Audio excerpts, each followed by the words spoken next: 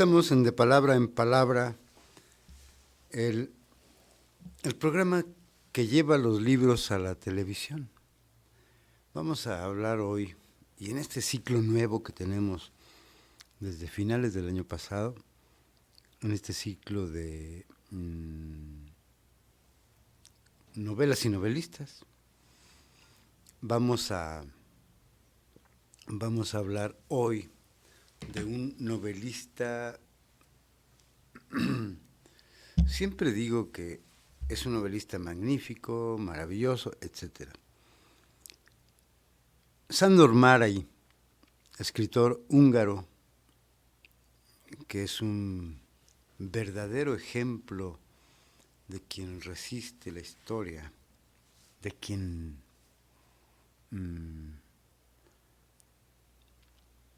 tiene esa madera que hoy se necesita en los escritores que no estamos de acuerdo con las políticas de nuestro tiempo, con la barbarie en la que viven, pues, quienes quieren gobernar el mundo, por ejemplo, y hablo específicamente de esta andanada de decretos y sueños de Trump, ¿no? Este presidente norteamericano que me parece que tiene el mismo tufo que en su momento, por lo que he leído, tenía el dictador villano, infame de Hitler contra los judíos, y ahora contra los emigrantes, ¿no? Sándor Márai vivió muchas situaciones difíciles, fue un emigrante, no la pasó bien, digamos, es decir, fue exiliado, fue perseguido, y ya daremos detalles de cómo fue borrado del, ¿cómo se dice? Cómo fue borrado de este catálogo de escritores húngaros en Hungría. Razón por la que después no quiso que se publicaran sus libros en Hungría. Y además no aceptó que se montaran sus obras de teatro en Hungría. Lo que hoy, vaya, hacen cine, hacen películas, hacen obras de teatro de Sándor Márai allá en su país, que lo pateó en aquel entonces. Hay una novela que a mí me gusta particularmente mucho, muchísimo. Se me hace una obra maestra, sin duda. Se llama El último encuentro. He hablado mucho de ella en mi columna con mis amigos. Aquí también alguna vez en este programa hablamos de Sándor Márai y su novela El último encuentro, que fue la primera que yo leí y con la que me atrapó, para después leer algunas otras novelas suyas. No todo, su obra es inmensa, inmensa. Vamos a leer un fragmento de El último encuentro de Sándor Márai, una gran novela,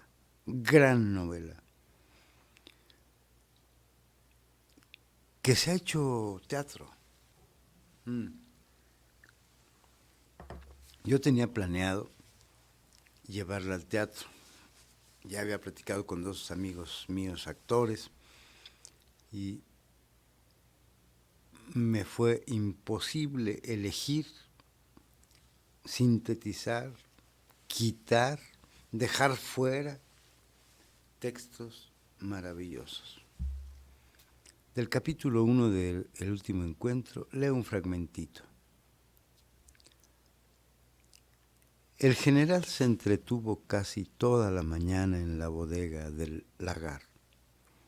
Había salido al viñedo de madrugada con el vinatero para ver qué se podía hacer con 2 barriles de vino que habían empezado a fermentar. Eran las 11 pasadas cuando terminaron de embotellar el vino. Entonces regresó a su casa. Bajo las columnas del porche de piedras húmedas que olían a moho, le esperaba el montero para entregar a su señor una carta que acababa de llegar. ¿Qué quieres?, le preguntó, y se detuvo con fastidio. Se echó atrás el sombrero de paja de ala ancha que le cubría la frente y le oscurecía totalmente la cara rojiza. Hacía años que no leía ni abría ninguna carta. El correo lo abría, examinaba y seleccionaba uno de sus sirvientes de confianza en la oficina del administrador. Un recadero acaba de traerla, dijo el montero, que se mantenía en posición de firme en el porche. Reconoció la letra, cogió la carta y la guardó en el bolsillo. Entró en el frescor del vestíbulo y entregó al montero su sombrero y su bastón sin musitar palabra. Sacó las gafas del bolsillo donde guardaba también los puros. Se acercó a la ventana y se puso a leer la carta en la sombra, rasgada apenas por algunos rayos que penetraban por las rendijas de las persianas. Espera, dijo por encima del hombro al montero, que se disponía a retirarse con el sombrero y el bastón. Arrugó la carta y se la guardó en el bolsillo. Que Calman prepare el coche para las 6. Él andó, que va a llover, que se ponga la librea de gala. Tú también, añadió con énfasis, como si estuviera enfadado por algo, que todo esté limpio y reluciente. Que empiecen ahora mismo a limpiar el coche y el aparejo. Te vistes de gala, ¿entendido? Y te sientas al lado de Calman en el pescante. Entendido, excelencia, respondió el montero, mirando a su amo fijamente a los ojos. A las 6 en punto. A las 6:30 os vais, dijo, moviendo a continuación los labios en silencio como si estuviera contando. Se presentan en el Hotel del Águila Blanca. Solo tienes que decir que te he enviado yo y que ya está dispuesto el coche del capitán. Repítelo. El montero repitió las instrucciones. Entonces el general se levantó una mano y miró el techo como si quisiera añadir algo más. No dijo nada y subió al primer piso. El montero, firme, lo observó con ojos vidriosos, lo siguió con la mirada y esperó que a la cuadrada figura de anchas espaldas desapareciera por el recodo de la escalera de piedra del primer piso. El general entró en su habitación, se lavó las manos y se acercó al pupitre alto y estrecho cubierto de paño verde salpicado de manchas de tinta, donde había portaplumas, tinteros, cuadernos con tapas de hule a cuadros, como los que utilizaban los colegiales para hacer los deberes, todos guardados en un orden milimétrico. En el centro del pupitre había una lámpara de pantalla verde y la encendió porque la habitación estaba a oscuras.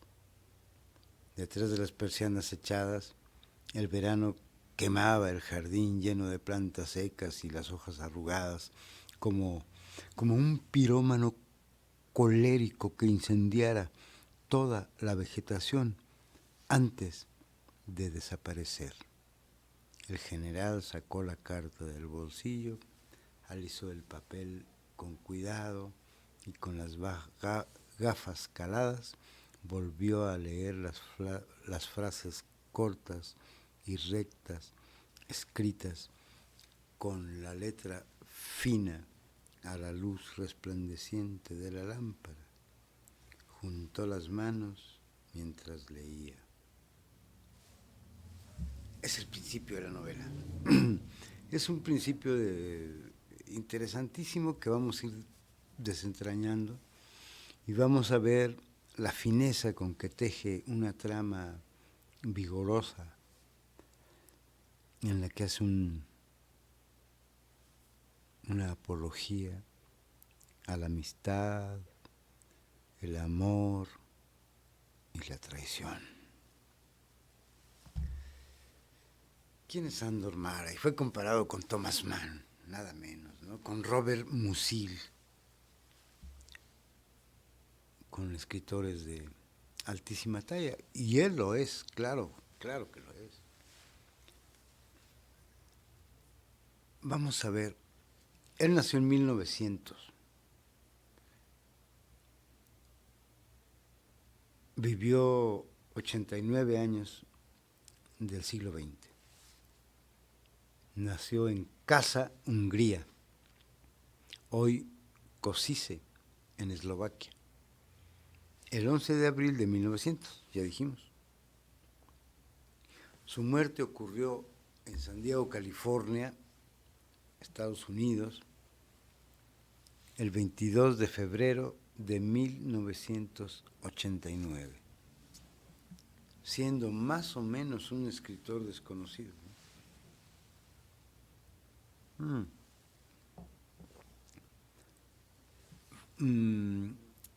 Ahí sus antepasados allá en Hungría fueron originalmente zapateros de origen burgués, pero su bisabuelo János Goldschmidt, que era agrimensor, esos hombres que miden la tierra para la función agrícola, ¿no? Eso es un agrimensor.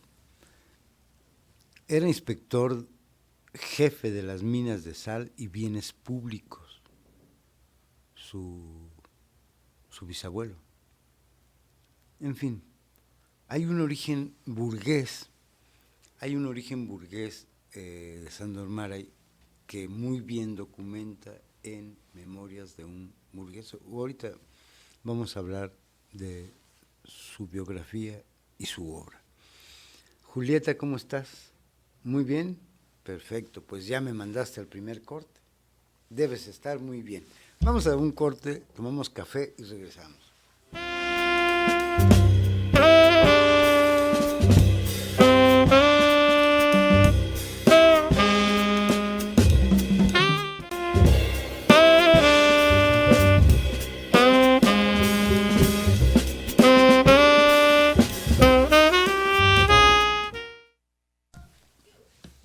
Ya estamos de regreso.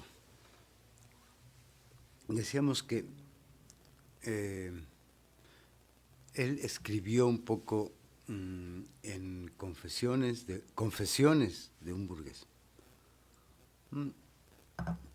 Escribió una cosa que tengo anotada aquí que dice: la familia estaba de servicio del elector de Sajonia y trabajaba en la casa de moneda estatal.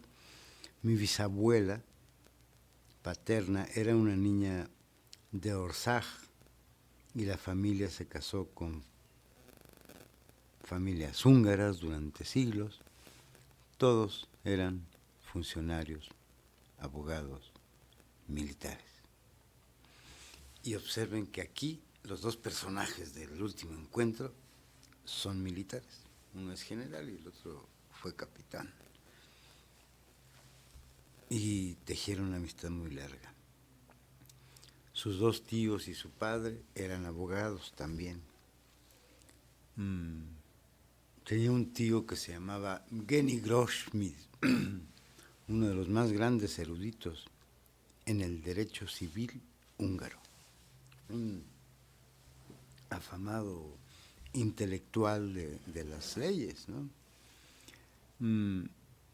Después, la influencia de las profesiones en la familia siempre son muy comunes y Sándor Márai ingresaría a la Facultad de Derecho. No sé si terminó, porque después estudió filosofía y estudió otra cosa. Ahorita vamos a ver qué. Tuvo 3 hermanos, Cató, Gesa y Gabor. Gesa se convirtió en un director de cine muy famoso, con el nombre de Gesa Radvaniu, más bien.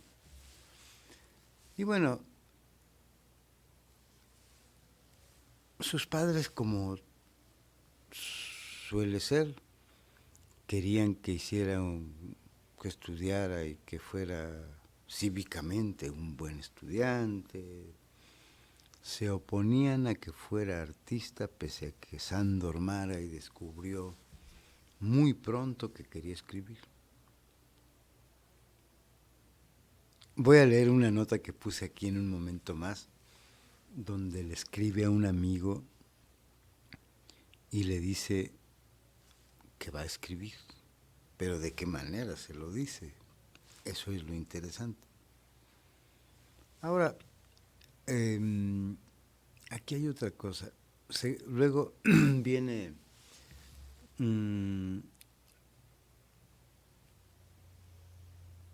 creo que entra a una escuela militar donde él no toleraba las reglas tan estrictas de la milicia, de la escuela militar, y se sale de la escuela, sí, y regresa a Košice, donde nació.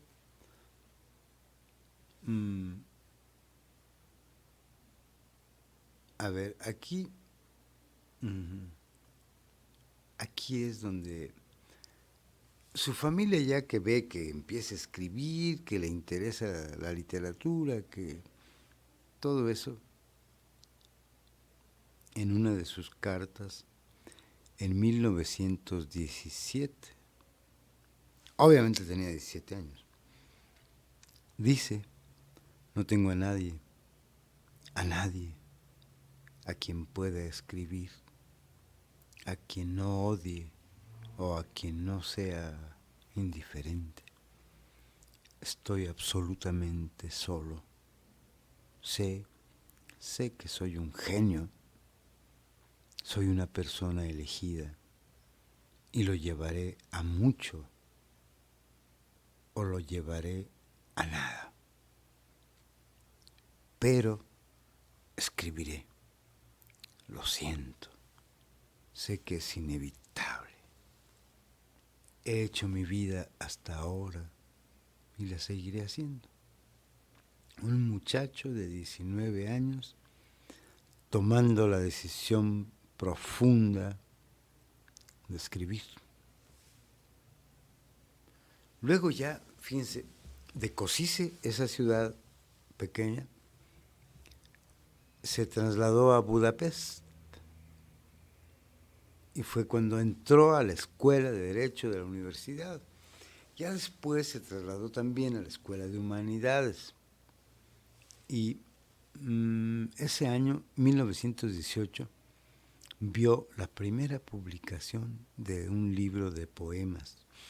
Fíjense que acabo de leer unos poemas de Sándor Márai, muy buenos, muy buenos. Es decir, exploró la poesía, el teatro, la novela, el ensayo, el periodismo, colaboró, ya veremos en qué etapa, en los mejores periódicos de Alemania, ¿no? porque además desde niño hablaba alemán. Cuando empieza a escribir sus novelas más importantes, decide escribir en húngaro. Y hay un alegato que él hace, que he leído, sobre por qué decide escribir en húngaro. Hay una parte donde dice que después de todos esas vivencias, cuando salió en el 48, cuando salió de adiós, adiós, Paola, que fue mi productora unos días, pasó a despedirse, qué atenta. Y bueno, ahora ya tenemos, ¿cuántos programas, Julieta? 4 programas, que Julieta es Lozano. Julieta, no, Aguilar, perdóname. Julieta Aguilar es mi nueva productora, pues mi jefa, ¿no? Cada que me dice, vamos a un corte, voy. Bueno, entonces decía yo que en el 18, no es cierto, estaba hablando de 1948 cuando le ocurre un parteaguas terrible en su vida. Cambia la vida para él, ¿no? Y bueno, hablaremos un poquito de él y vamos a leer otro fragmento de Sándor Márai, aquí donde ya está por llegar Conrad, su amigo.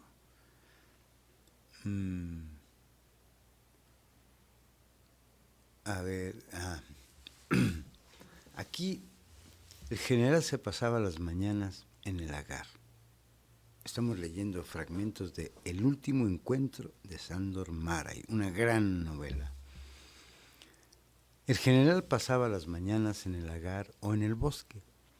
Se acercaba a diario al arroyo lleno de truchas, incluso en las mañanas lluviosas y frías del invierno. Luego, al volver a casa, subía desde el porche a su dormitorio donde le servían la comida. Así que ha regresado, dijo en voz alta. Después de 40 años y 43 días. Se tambaleó de repente, como si se hubiese agotado al pronunciar tales palabras, como si hubiera comprendido que de pronto lo mucho que eran 41 años o 43 días.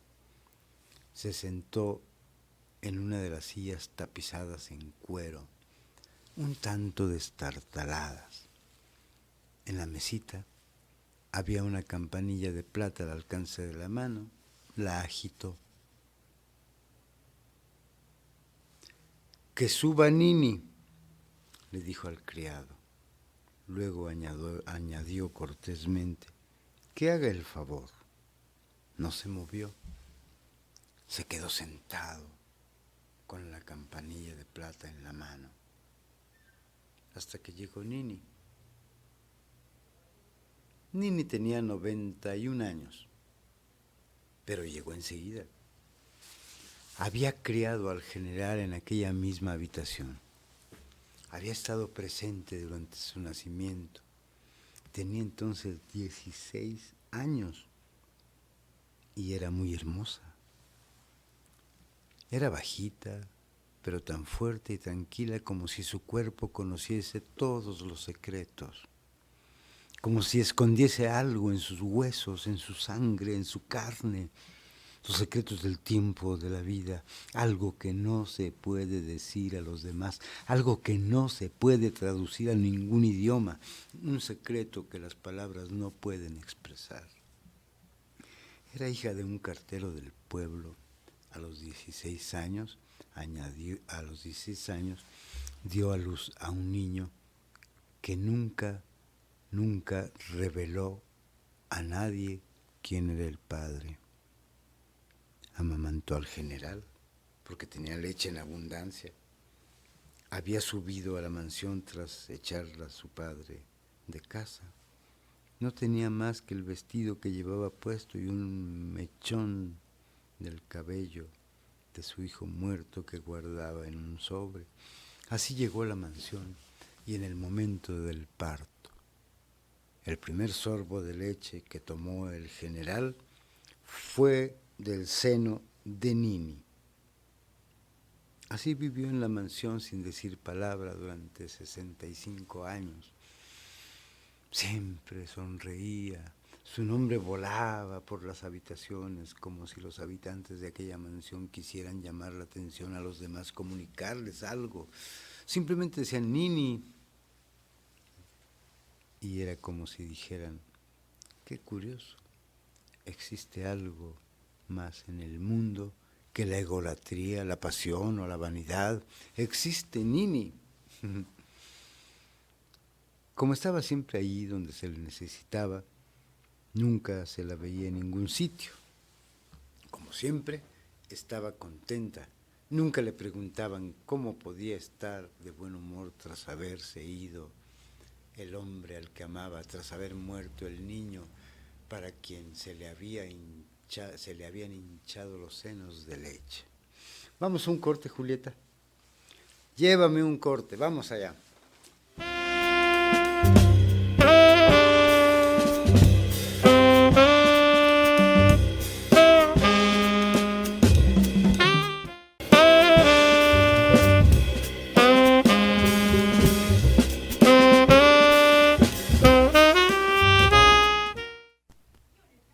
Ya estamos de regreso y vamos a seguir hablando. Hay mucho que hablar de Sándor Márai, como de todos los autores, pero en general, toda esa, digámosle, errancia que vivió Sándor Márai me parece muy interesante y cómo verdaderamente resistió los embates de la historia, resistió escribiendo los acontecimientos históricos como las dos guerras, por ejemplo, ¿no? Y sobre todo la Segunda Guerra Mundial. Viene la parte de donde se hace comunista, donde vuelve a Budapest y donde está presente en la toma de Budapest en 1944, si mal no recuerdo, la famosa toma de Budapest. Lo cuenta en Tierra a Tierra, una de sus novelas muy biográfica. Hay una escena terrible. Bueno, él dice ahí en la novela que así como los nazis eran tan crueles, los rusos también. Ese mundo que flotaba poderosamente de dictaduras sobre los ciudadanos ordinarios y sobre los intelectuales y sobre los artistas, sobre los campesinos, sobre toda la sociedad europea y centroeuropea y del otro lado, fue pues duro. Sándor Márai refiere las cosas que hicieron los rusos en Budapest, ¿no? Y él fue víctima de eso. Hay una escena donde llega un soldado ruso que se pierde, un poco ebrio, joven, que le habla en ruso con una desesperación. Dice Márai, me hablaba en ruso con una desesperación exorbitante y perdido, y yo entendía que casi me pedía perdón, ¿no? Un momento que impresiona mucho a Sándor Márai. Y bueno, me estoy saltando. Cuando se unió a los comunistas, se convirtió en fundador del grupo de escritores comunistas y activistas y antinacionales. Eso fue en 1919, tenía 18 años, 19, claro. O sea, nació en 1900, murió en 1989 a los 89. Empezó a colaborar en periódicos, eso fue muy importante. Luego se fue a estudiar a la Universidad de Leipzig, en Alemania. Estudió en Leipzig periodismo y en las universidades de Frankfurt y en Berlín estudió filosofía. Nada menos, vean dónde estudió, ¿no? En la cuna de la filosofía que nos alimentó en el siglo XX, ¿no? Y XXI, claro. Escribía artículos para periódicos y revistas en ese entonces y colaboraba, fue corresponsal cuando conoció a Lola, su mujer. Se fue a París, ahí vivieron, pero era corresponsal del periódico, se llamaba Frankfurter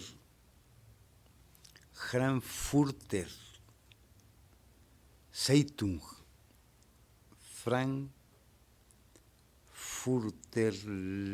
Zeitung, un periódico de la burguesía liberal alemana. Ahí colaboraba. Y bueno, en París le ocurrió cosas maravillosas. Ahí, creo que ahí conoció a esta mujer, o fue porque estuvo antes en París y la pasó muy bien. Iba a los cabarets, bebía. Ese tiempo fue de esos. Se va con su esposa a París, no sé si la primera o segunda vez, no sé, pero decidieron regresar después ellos a Budapest en 1928, muy jóvenes. Ahí estaba dominante el régimen muy conservador de un almirante que era el regente del reino, Miklos Horthy. Bueno, ahí, ahí todavía escribía en alemán muy joven y decide después escribir en húngaro ya sus obras, ¿no? Y luego, durante la década de 1930 en adelante, se labró un gran prestigio, por esa claridad que tiene Sándor Márai. Es una maravilla su prosa, ¿no? Su pensamiento, ¿no? Ese estilo realista, poderoso, una prosa muy directa, realista, pero de un ritmo y de una música tremenda. No hay esos engranajes poéticos tejidos con la sutileza de la poesía, no, es muy directo, pero no deja de ser poético. Eso me gusta. Se hace muy famoso en Hungría cuando el regente Horthy, ¿no? Y aquí hay una declaración de él que por 1935, estamos en los 30, terminó el segundo volumen de las Confesiones de un burgués. Es un gran libro ese. A mí me encantó. Pero él dice, en mi nuevo libro, a propósito de Confesiones de un burgués, en mi nuevo libro quería capturar la figura del hijastro de la literatura con la misma objetividad de conciencia del ciudadano que la literatura moderna no puede tomar tan en serio como, por ejemplo, los escritores de farsas francesas puedan tomar al marido cornuto. Él trató de hacer eso, ¿no? Que con facilidad había que tomar al ciudadano ¿no? A la figura del hijastro de la literatura moderna. Ahí eso lo afirmó cuando se publicó el primer volumen, porque después publicó un segundo volumen que ese no lo conozco. En fin, una recopilación también de artículos, ¿no?, que hace.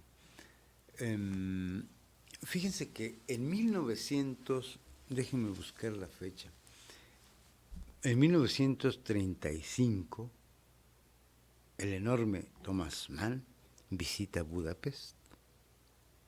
¿Y saben quién es el escritor que lo recibe y lo lleva a pasear por el castillo de Buda y también lo recibe como un gran colega en una editorial? Sándor Márai. Luego, él y Lola estuvieron también en Londres, luego en Italia y en un lugar cerca de, no recuerdo, Polipsesto se llama, creo. En fin, vamos a leer la parte donde entra Nini, ¿no?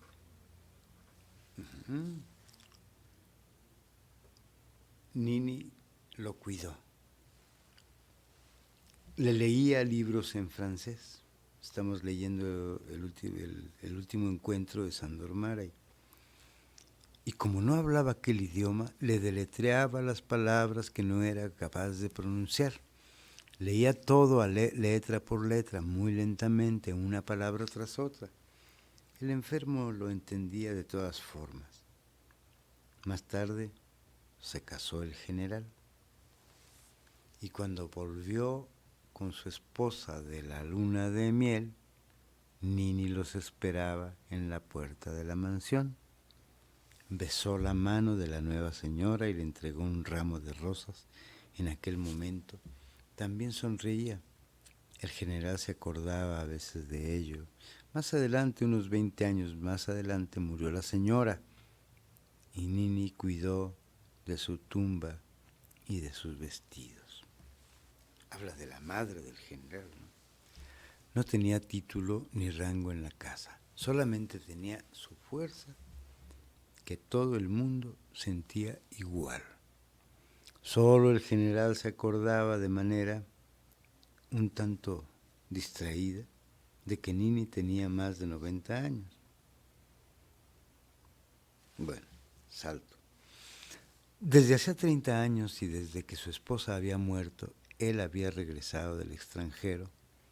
Solamente Nini entraba en aquellas salas y habitaciones, y los criados, cuando cada 2 meses hacían la limpieza. Siéntate, Nini. La nodriza se sentó. Había envejecido en el curso de aquel año. Cuando pasa de los 90, la gente envejece de manera distinta que a los 50 o los 60. Envejece sin resentimiento. La cara de Nini estaba llena de arrugas y era rosada, envejecía como los paños más nobles, como una seda fina y antigua, tejida por toda una familia de hábiles artesanos que hubiesen puesto todos sus sueños en aquel retal. Durante el último año, un ojo de Nini enfermó de cataratas. Vamos a un corte.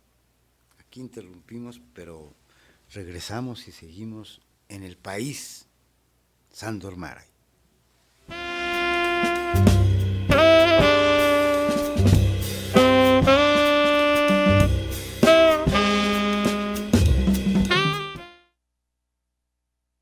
Esté aquí.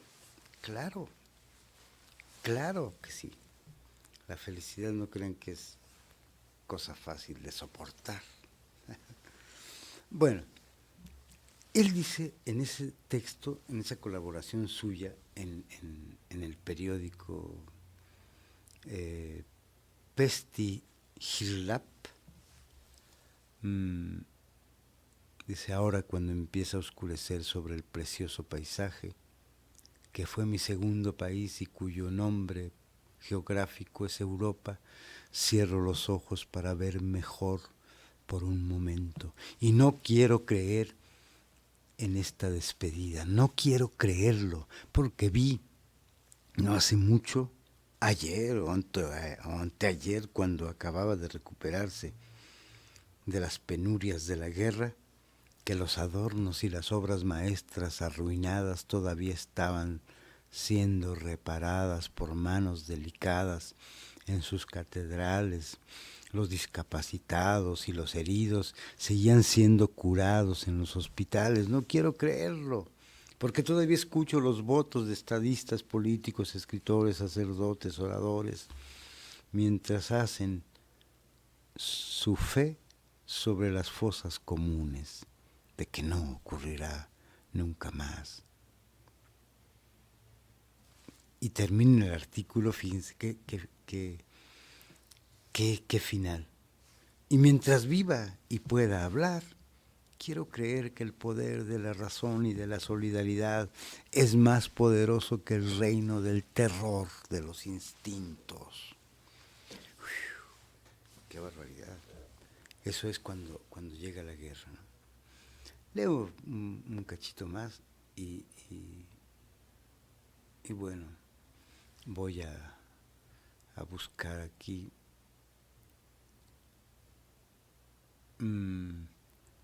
Aquí es un texto muy triste, porque finalmente muere su esposa, que en los primeros años habían tenido un hijo que perdieron, y después adoptaron a Jano, a su hijo. Y entonces Sándor Márai de pronto hace su testamento y dice que todo lo que él hizo se lo dejará a Lola, su mujer, pero su mujer muere antes. Y no solo eso, ya cuando después de que están en Nueva York, que regresan a Europa y que luego terminan finalmente llegando en 1980, me parece. Bueno, en 80 llegan a San Diego, California. En 86 muere su mujer y creo que un año después su hijo, no estoy seguro, pero mueren los dos antes. Él un día en sus diarios dice, hoy he ido a la delegación de la policía, he ido a comprar una arma, he ido a la policía para que me enseñen a disparar, ¿no?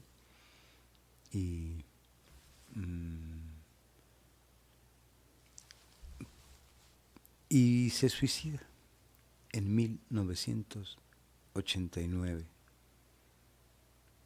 Eso es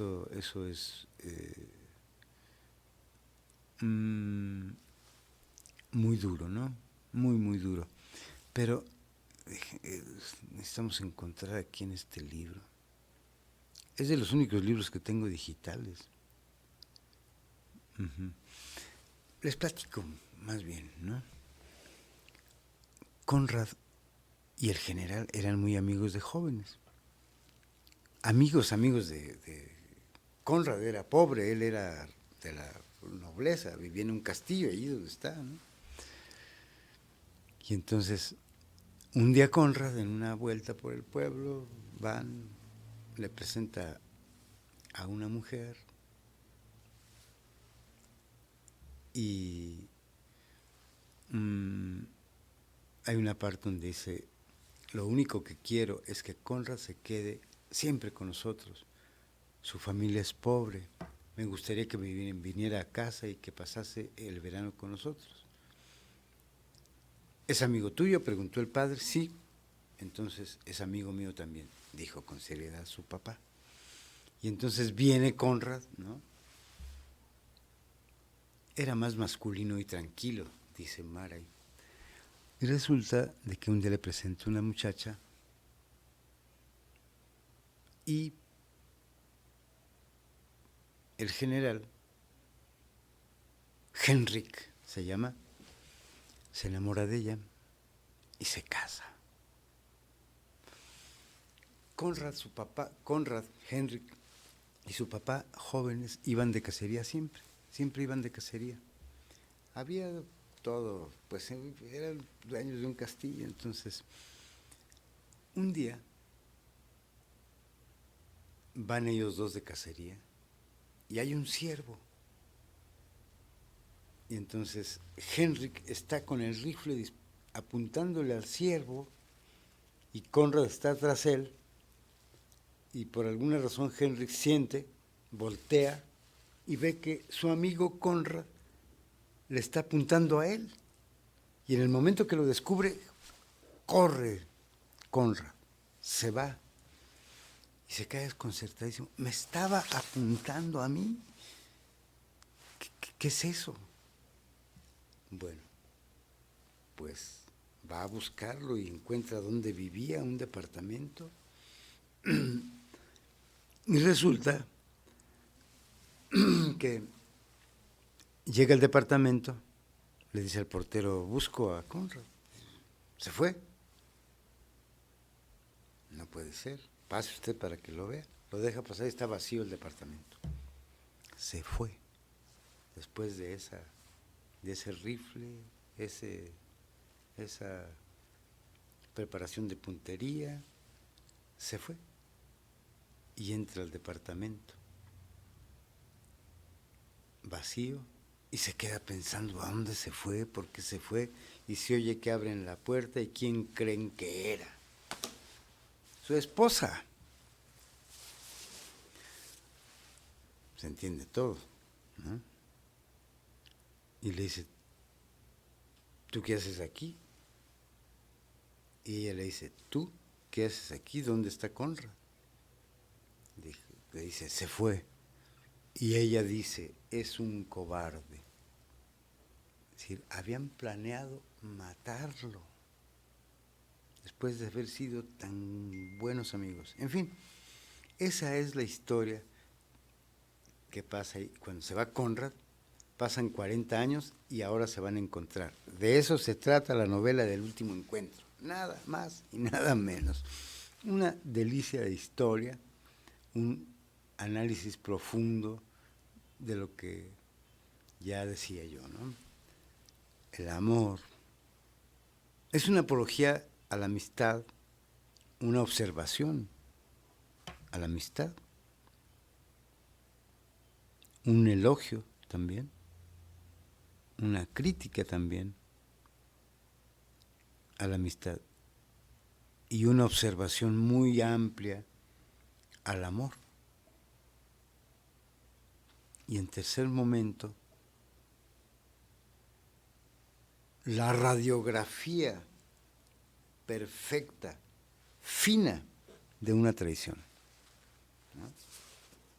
Eso es maravilloso en esta novela. La manera más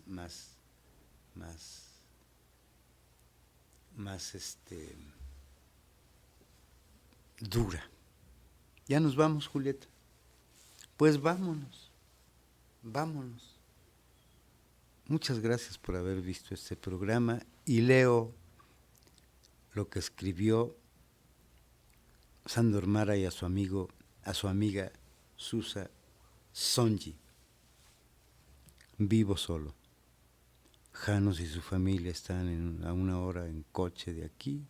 Son útiles, los veo a menudo. De lo contrario es como vivir en una cueva donde solo deambulan murciélagos. No puede ser de otra manera. En la vejez tenemos que decidir qué hacer con la soledad. Quizás sea mejor estar solo que en compañía, pero la vejez sigue siendo un problema. Murió Janos después. No puedo dar cuenta ahora de este golpe del destino. Estoy esperando la convocatoria. No tengo prisa, pero tampoco la pospongo. Recuerden, amigos, si esperamos algo, y no llega, tampoco vamos a posponerlo. Llegará lo que deba llegar con una, como dijo un poeta mexicano muy querido, con una terrible puntualidad. Yo soy Neftalí Coria. Hasta la próxima.